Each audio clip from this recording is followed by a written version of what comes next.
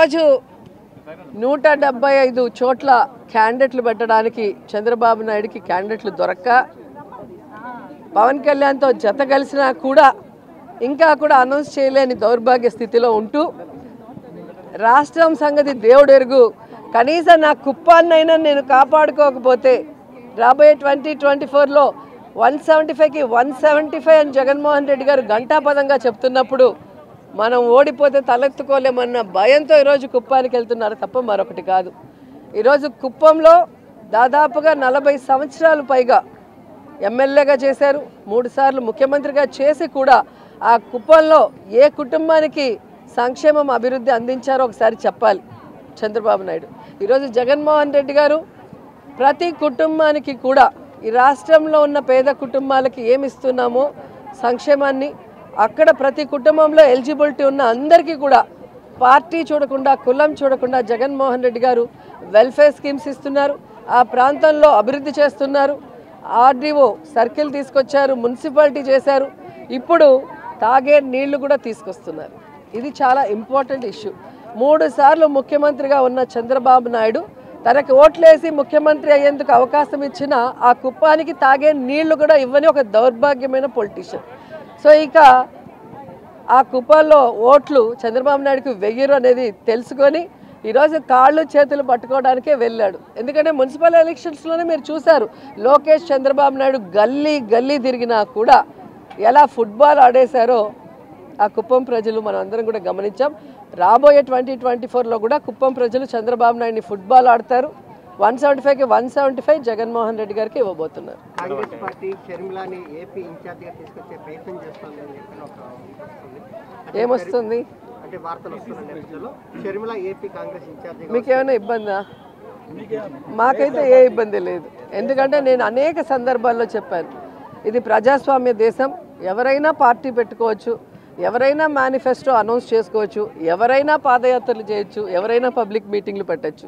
కానీ వాళ్ళు చెప్పే అజెండా ప్రజలకి నమ్మశక్యంగా ఉన్నప్పుడే వాళ్ళు సపోర్ట్ చేస్తారు. కాబట్టి ఎవరో వస్తారు ఏదో చేస్తారని భయపడే క్యారెక్టర్ జగన్మోహన్ రెడ్డిది కాదు అనేది ఇప్పటికే మీకు అర్థమై ఉంటుంది. స్టార్ క్యాంపెయినింగ్ వస్తే మొత్తం కూడా విమర్శల దాడి అంతా కూడా అధికార పార్టీ మీదే ఉంటుంది. దాని ఎలా ఈరోజు ఏం కొత్త కాదండి. ఎక్కడైనా అధికార పార్టీ విమర్శలు ఎదుర్కోవటం ఈ దేశంలో మనం చూసాం. కానీ జగనన్న అపోజిషన్లో ఉన్నప్పుడు కూడా అధికార పార్టీని తిట్టకుండా జగన్ గారినే తిట్టిన దాఖలాలు మనం కళ్ళారా చూసాం.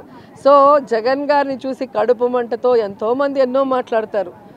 రజనీకాంత్ డైలాగ్ ఉంటుంది కదా, ఏం డైలాగ్ చెప్పాను కదా నగీర్లో, కాదు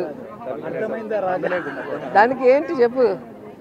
విమర్శించని నోరు ఉండదు, మొరగని కుక్క ఉండదు, మన పని మనం చేసుకుంటూ వెళ్ళిపోవాలి. అర్థమైందా రాజా అని జగన్ గారు అదే చేస్తారు. ఎవరు ఏం విమర్శించుకున్నా తాను చెప్పిన వాగ్దానాన్ని, తాను ఇచ్చిన మాటని నెరవేర్చుకుంటూ సైలెంట్గా ఆయన పని ఆయన చేసుకోబోతున్నారు.